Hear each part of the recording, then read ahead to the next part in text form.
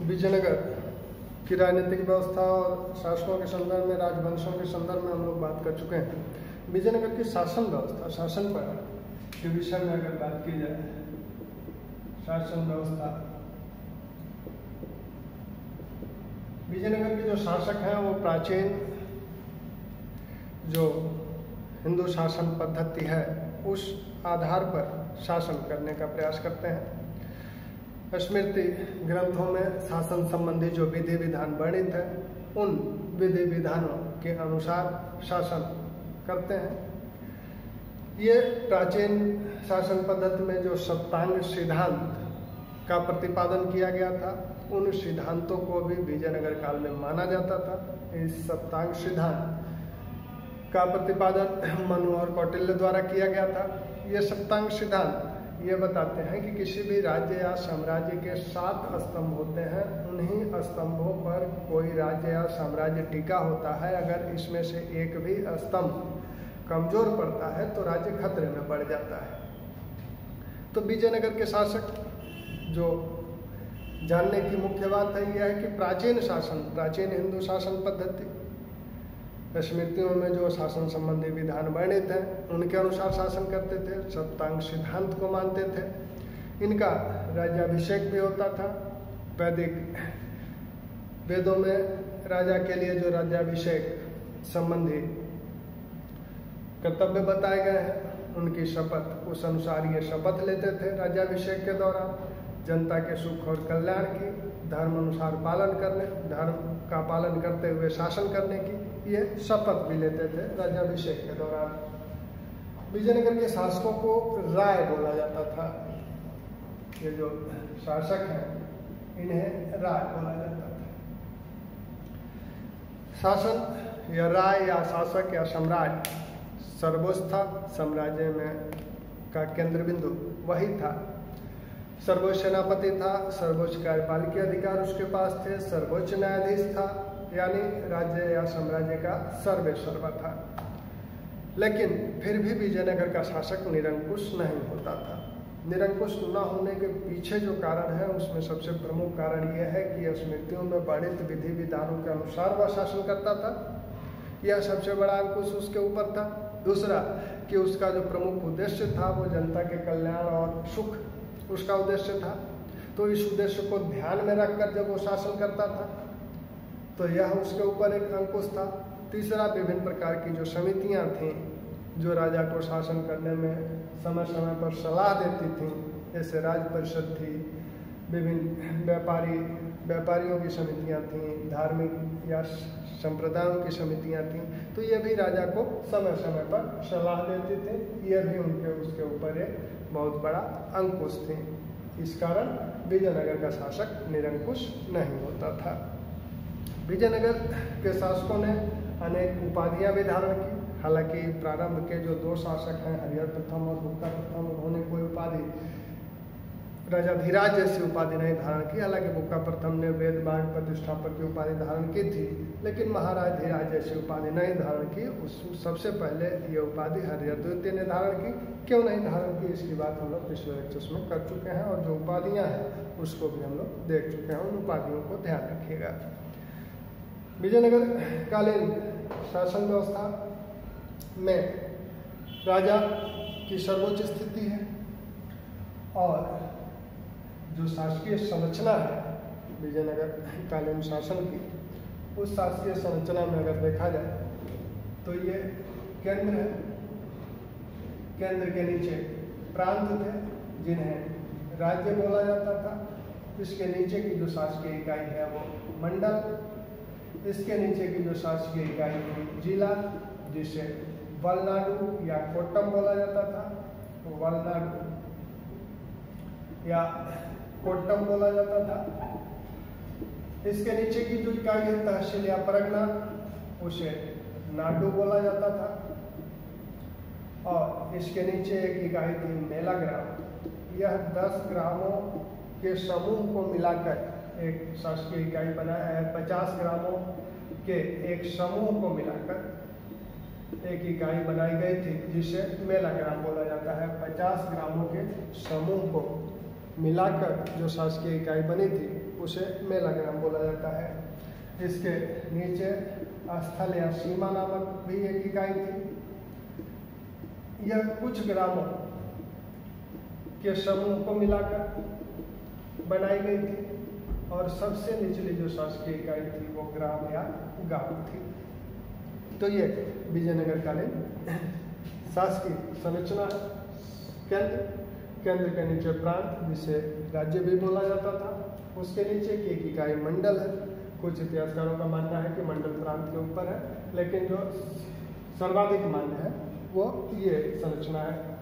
जिले को वलनाडु या कोट्टम भी बोला जाता था। तहसील को नाडु बोला जाता था। मेला ग्राम 50 गाँवों के समूह को मिलाकर बनाई गई इकाई थी। स्थल या सीमा कुछ गाँवों के समूह को मिलाकर बनाई गई एक इकाई थी और सबसे निचली इकाई ग्राम थी। यहाँ जो जिला और तहसील दिख रहे हैं चोल शासन प्रणाली में, यह जो वलनाडु है यह मंडल या कमिश्नरी के समतुल्य था। मंडल या कमिश्नरी को चोल शासन प्रणाली में वलनाडु या कोट्टम बोला जाता था। जिला को नाडु बोला जाता था। चोल शासन प्रणाली में एक अंतर जो है उसको ध्यान रखिएगा, इसको वलनाडु या कोट्टम बोला जाता था और इसको नाडु बोला जाता था। लेकिन यहाँ ऐसा नहीं है, यहाँ ये वलनाडु है, नाडु जो है वो तहसील के समकक्ष था। केंद्रीय शासन व्यवस्था में जो कुछ परंपराएं देखने को मिलती हैं विजयनगर के काल में, वो परंपराएं यह है संयुक्त शासन की परंपरा। दक्षिण भारत में ये परंपरा पहले से भी चली आ रही है और विजयनगर काल में भी ये देखने को मिलता है। यानी 2 शासक एक साथ शासन करते थे। जैसे हरिहर और बुक्का, हरिहर प्रथम और बुक्का प्रथम एक साथ शासन करते हुए माने जाते हैं। वैसे ही संयुक्त शासन की जो परंपरा थी, इस परंपरा के उदाहरण जो है हरिहर प्रथम, बुक्का प्रथम, अच्युत देवराय और राम राय, ये दोनों मिलकर शासन किए। ऐसे ही एक परंपरा थी कि राजा अमूमन अपने शासन काल में ही युवराज की नियुक्ति कर देता था, अपना उत्तराधिकारी नियुक्त कर देता था। सामान्यतः अपने ज्येष्ठ पुत्र को वो उत्तराधिकारी नियुक्त करता था। पुत्र न होने की स्थिति में राज परिवार के किसी अन्य व्यक्ति को, अपने भाई को वो युवराज के पद पर नियुक्त करता था। जैसे राजा का राज्याभिषेक होता था उसी प्रकार युवराज के भी राज्याभिषेक का उल्लेख है, जिसे युवराज पट्टाभिषेकम बोला जाता था। युवराज इस दौरान शासकीय कार्यों संबंधी अनुभव प्राप्त करता था। एक तरह से सम्राट या राजा बनने के दौरान ये प्रशिक्षण का पद था। और विजयनगर शासन व्यवस्था में जो सबसे महत्वपूर्ण पद है सम्राट के बाद, वो युवराज का ही है। तो इस प्रकार अगर सम्राट अल्पवयस्क है तब ऐसी स्थिति में संरक्षक नियुक्त करने की भी परंपरा थी। जैसे संरक्षक जो नियुक्त हुए थे उसमें इमाड़ी नरसिंह का संरक्षक नरसा नायक को नियुक्त किया गया था। इमाड़ी नरसिंह का संरक्षक इसे नरसा नायक को नियुक्त किया गया था। वैसे ही सदाशिव राय का संरक्षक राम राय बना था। तो ये संरक्षक नियुक्त करने की परंपरा भी विजयनगर के काल में देखने को मिलती है। राजा केंद्र में या विजयनगर कालीन जो शासन व्यवस्था है वो केंद्रीकृत शासन व्यवस्था है। राजा सर्वेसर्वा है। राजा को सलाह देने के लिए अनेक परिषदें थीं, जिसमें एक राज परिषद थी जो राजा का राज्याभिषेक भी कराती थी और शासन संबंधी सलाह भी देती थी। माना जाता है कि राज्य परिषद के अलावा भी एक परिषद थी जिसकी सदस्य संख्या बहुत बड़ी थी। उसमें विद्वान भी थे, विभिन्न धार्मिक संप्रदायों के प्रतिनिधि भी थे, व्यापारियों के प्रतिनिधि भी थे, प्रांतपति भी थे। तो ये एक बड़ी परिषद थी जो राजा को समय समय पर शासन संबंधी सलाह दिया करती थी। राजा अपनी एक मंत्रिपरिषद का भी गठन करता था और इस मंत्रिमंडल में यह 20 मंत्रियों से मिलकर यह मंत्रिमंडल गठित किया जाता था। इन मंत्रियों की योग्यताएं भी निर्धारित थी। 50 से 70 वर्ष की आयु के विद्वान, बुद्धिमान, स्वस्थ व्यक्ति को मंत्री नियुक्त किया जाता था। इस मंत्रिमंडल का जो अध्यक्ष था उसे सभानायक बोला जाता था। अध्यक्ष को सभानायक बोला जाता था। मंत्रिमंडल या सचिवालय का जो प्रधान अधिकारी था, प्रमुख अधिकारी था, उसे प्रधानी या महाप्रधानी बोला जाता था। विजयनगर शासन व्यवस्था में सबसे प्रमुख पद राय का या सम्राट का या शासक का है, उसके बाद जो युवराज है, उसके बाद जो माना जाता है वह प्रधानी या महाप्रधानी माना जाता है।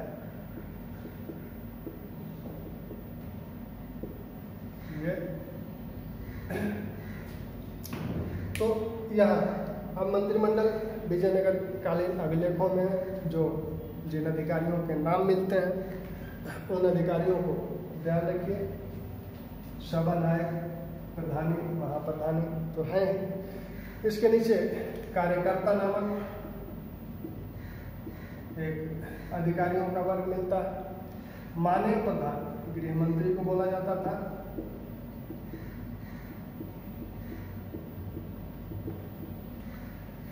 ऐसे ही रायसम ये सचिव था। इसका प्रमुख कार्य था राजा जो मौखिक आदेश देता था उस मौखिक आदेश को लिपिबद्ध करना, इसका कार्य था। वैसे ही काणिकम या लेखाकार था।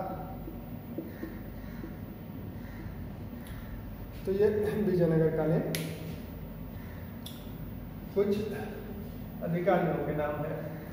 एक शब्दावली विजयनगर काल में देखने को आपको मिलेगी, वो है दंड नायक। यह दंड नायक और नायक,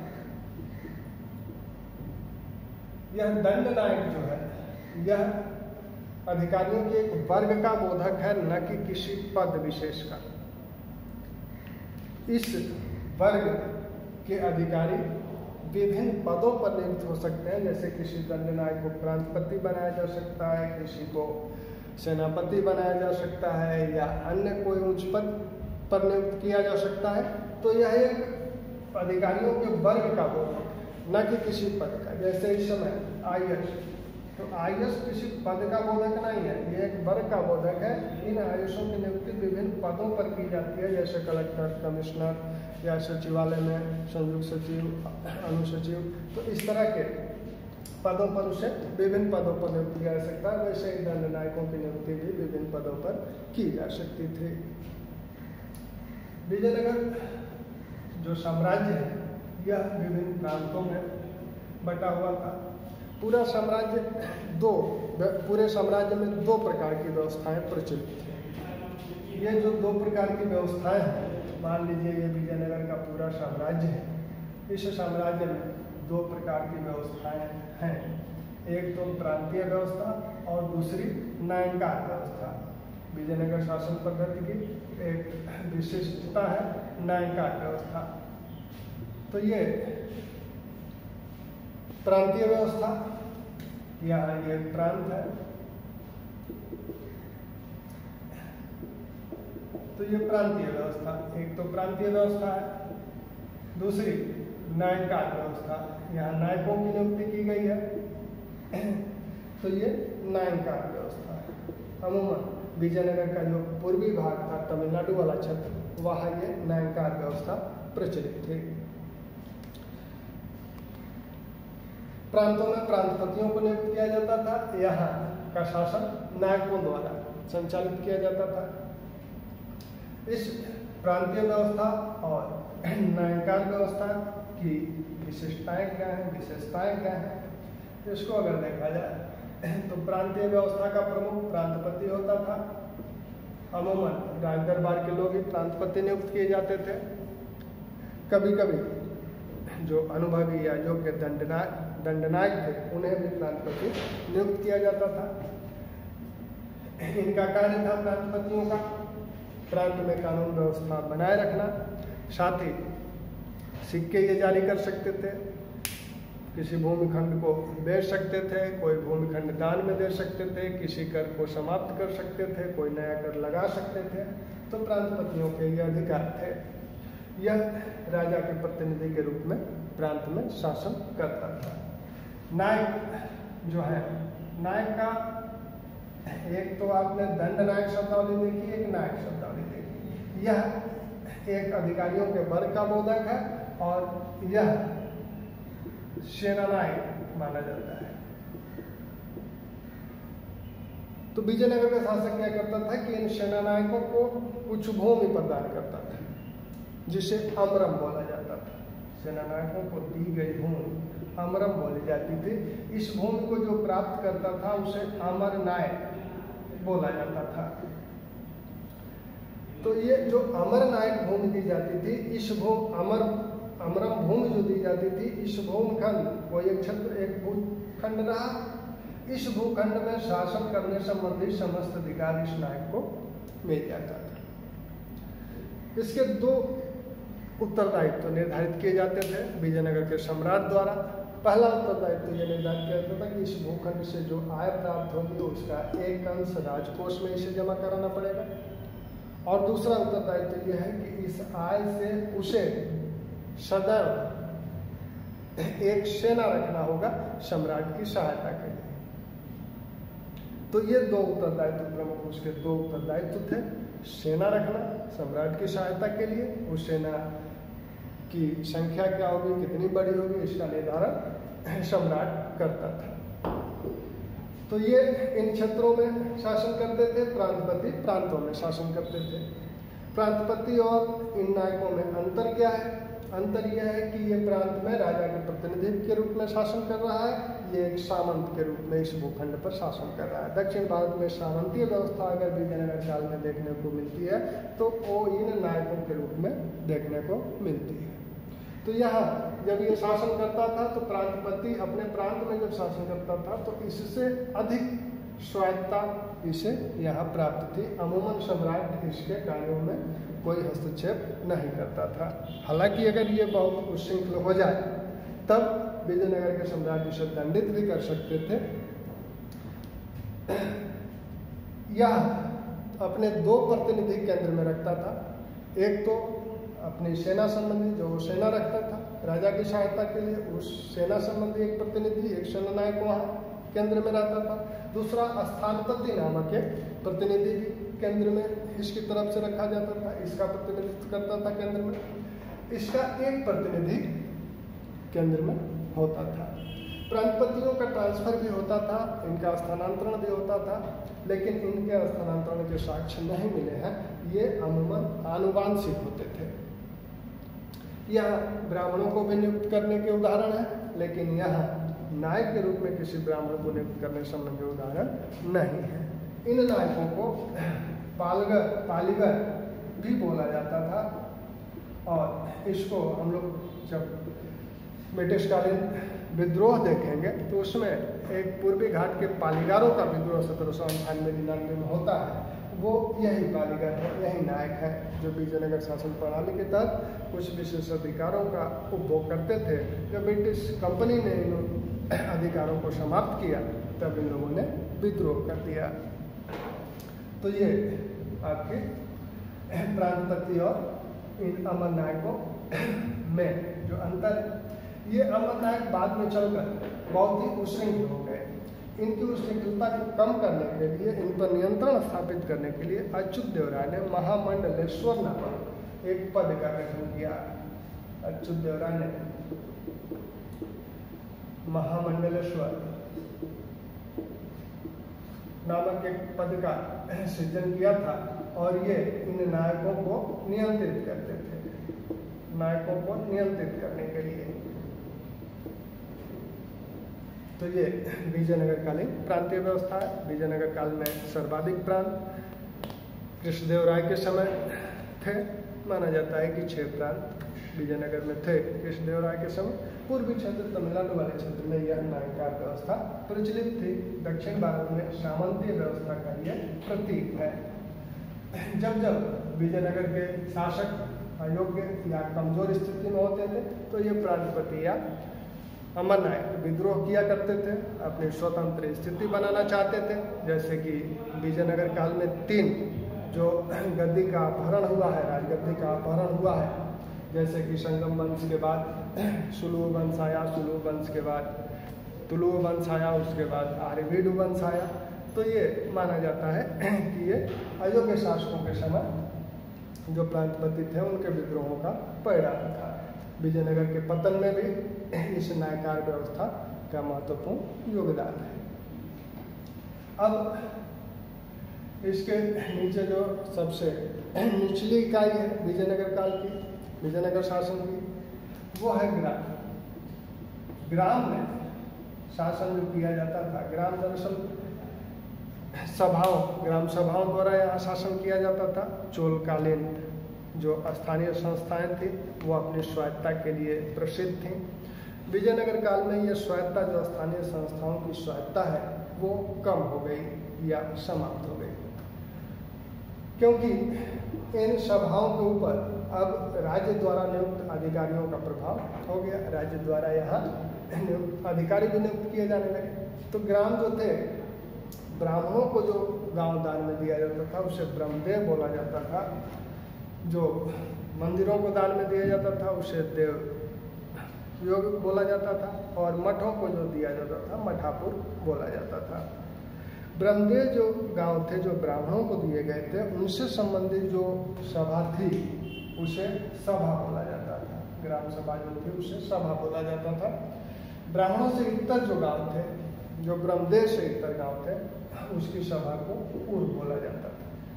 सामान्यतः जो ग्राम सभा है, सभा, महासभा और महाजन, ये बोली जाती है। इनसे संबंधित, ब्रह्मदेव गांव से संबंधित जो सभा है उसे चतुर्वेद मंगलम भी बोला जाता था। ब्रह्मदेव गांव से संबंधित जो सभा है, चतुर्वेद मंगलम भी बोला जाता था।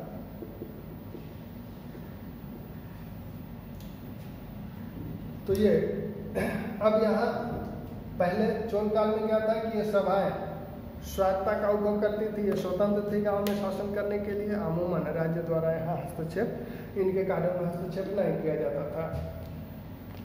यहाँ भी कुछ कार्य ये कर रहे हैं, जैसे जो सार्वजनिक भूमि है उस भूमि का प्रबंधन करती थी। अगर कोई बहुत दिनों से भूमि कर नहीं दे रहा है तो उसकी भूमि को जब्त करती थी। छोटे छोटे दीवानी और फौजदारी मामलों का निर्णय भी करती थी। लेकिन विजयनगर के शासकों ने आयंगार व्यवस्था को अपनाया। ग्राम शासन के संदर्भ में विजयनगर कालीन जो शासन पद्धति है उसमें आयंगार व्यवस्था का उल्लेख होता है। आयंगार कौन थे? ये शासन द्वारा यहाँ नियुक्त 12 अधिकारियों का एक वर्ग था। अधिकारियों का वर्ग, ये आयंगार बोले जाते थे। ये सभा, महासभा और या महासभा, महाजन के ऊपर ये शासन द्वारा 12 अधिकारियों को नियुक्त किया गया। बिना इनकी अनुमति के न तो कोई भूमि विक्रय हो सकती है और न ही किसी भूमि को दान में दिया जा सकता है। इन आयंगारों की अनुमति इसके लिए आवश्यक है, यानी इन सभाओं के कार्यक्षेत्र की स्वायत्ता समाप्त हो गई, कम हो गई। तो ये आयंगार यही है जो गांव में नियुक्त किए जाते थे। इनको कोई नगद वेतन नहीं दिया जाता था, वैतनिक नहीं थे, बल्कि इनके कार्य के बदले में इन्हें करमुक्त भूमि प्रदान की जाती थी। ये आनुवांशिक हो गए, ये अपने पदों को गिरवी रख सकते थे, बेच सकते थे। तो ये इनकी आयंगारों की विशेषता है। ग्राम से संबंधित जो ये सभा और महासभा है, इसके कार्यों के देखरेख के लिए भी शासन द्वारा महानायकाचार्य नामक एक अधिकारी की नियुक्ति की जाती थी, जो इन सभाओं के कार्यों की देखरेख करता था और उससे संबंधित रिपोर्ट शासन को भेजता था। ग्राम में जिन अन्य अधिकारियों या जिन कर्मचारियों का उल्लेख हुआ है उसमें गौर, जो गांव का शासक बोला जाता था,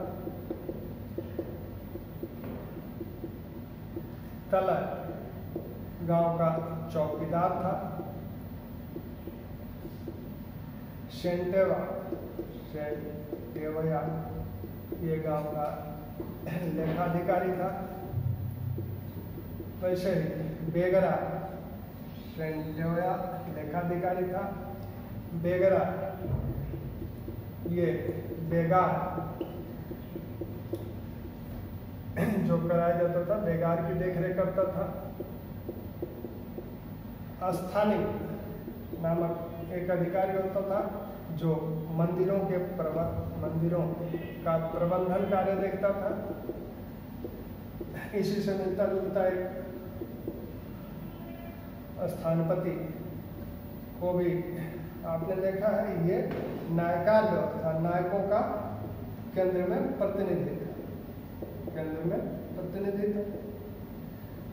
दो प्रतिनिधि नायकों को केंद्र में रखने होते थे, जिसमें से एक सेना का प्रतिनिधित्व करता था और ये सामान्य प्रशासन का प्रतिनिधित्व करता था।